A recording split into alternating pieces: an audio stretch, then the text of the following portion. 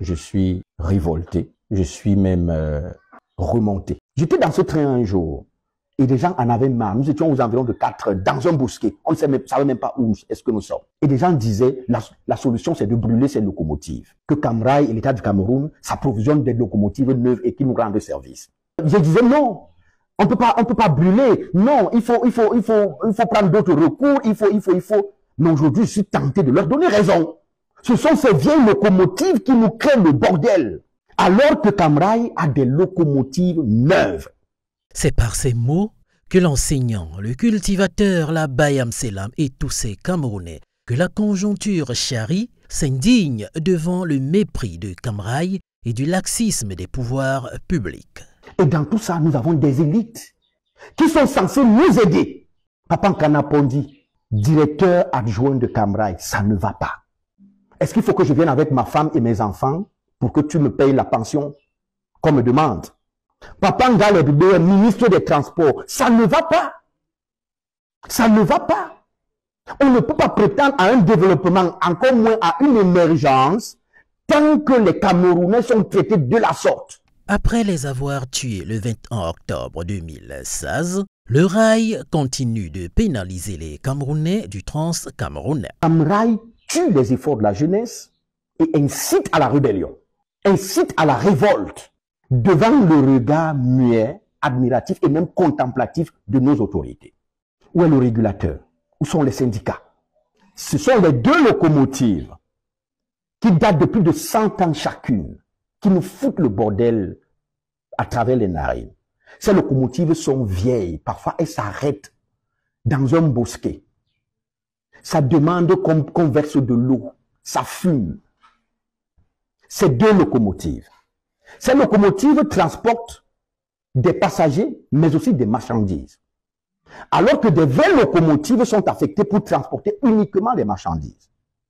Dites-nous, qu'est-ce que nous devons faire? Des employés de la filiale du groupe Bolloré ont été reconnus coupables d'homicide involontaire dans la catastrophe d'Izika qui a fait officiellement 79 morts le 21 octobre 2016.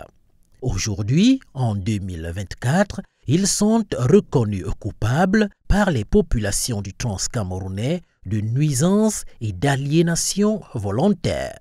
Quand vous transportez des gens, pour la plupart des personnes âgées et des mamans, pour la plupart des personnes démunies, quand un train quitte Yaoundé à 8 heures et arrive le lendemain à 14 heures, sur une distance de 260 km, vous leur avez fait vivre l'enfer. Sur une distance de 260 km, ils ont fait 30 heures de voyage. 30 heures de voyage.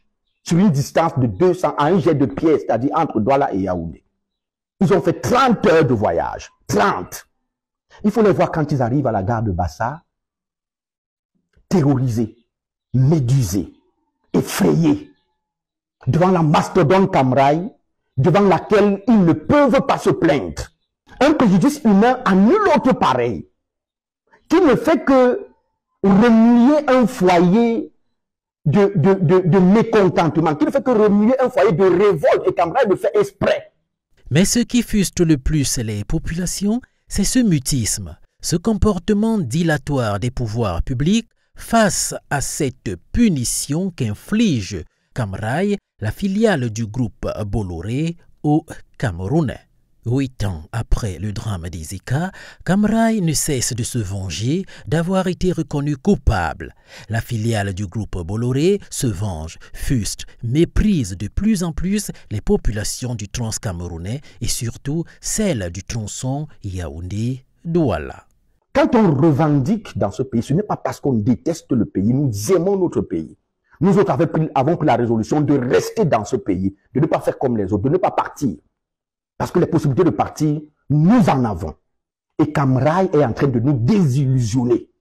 J'ai dit, j'expérimente dans l'agriculture cette année. Je me lance dans l'agriculture. Le chef d'État a dit que la terre ne mentait pas. Mais déjà, je suis à des pertes dues à Camrail à plus de 700 000 francs. Sur quelle économie quand je perds 700 000 francs? La conséquence de ça, c'est que mes enfants n'iront pas à l'école. Si je suis fragile dans la tête, je deviendrai bandit. Face aux rumeurs sur la santé du président de la République, les Goliaths ont fait des sorties pour recadrer les choses. Le ministre de la Communication, René Emmanuel Sadi, porte-parole du gouvernement, a fait un communiqué pour rassurer. Qui rassure les Camerounais face au traitement déshumanisant de Cam Rai? Le chef de l'État s'est accordé un séjour privé en Europe où il demeure attentif à l'évolution de la vie nationale. Est-ce bien de la même vie qu'on parle pour les populations du Trans-Camerounais? Le professeur Jacques Famndongo, qui n'a d'égal que Molière au sujet de la santé du président de la République, a tôt et vite fait de nous rappeler que le journalisme s'appuie sur les faits et non sur des élucubrations ou nouvelles dolosives. Ce que vivent les populations du Trans-Camerounais, ce ne sont pas des élucubrations de journalistes, mais des faits.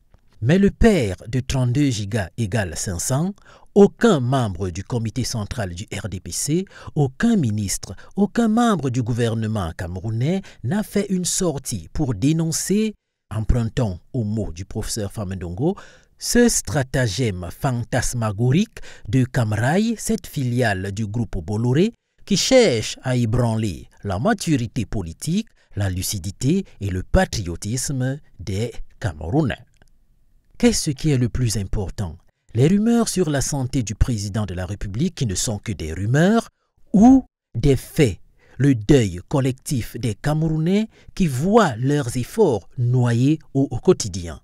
Il y a quelques semaines, un sous-préfet a été séquestré dans un village parce que les populations en avaient marre.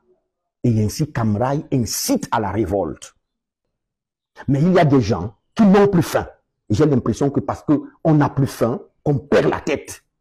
Pour certains, qui ne comprennent pas d'une même oreille les souffrances des Camerounais. Et des Camerounais qui veulent vivre honnêtement.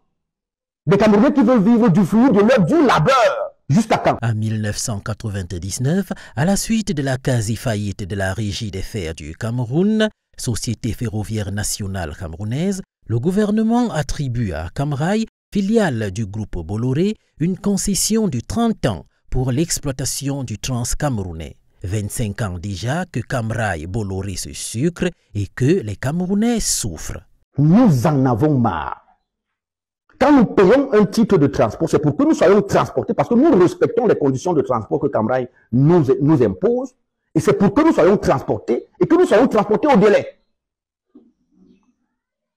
Alors ce train qui jadis arrivait à 20h, 21h, aujourd'hui il n'y a plus d'heure d'arrivée. On sait quand est-ce qu'il quitte, mais on ne sait pas quand est-ce qu'il doit arriver. Il n'a plus d'heure d'arrivée.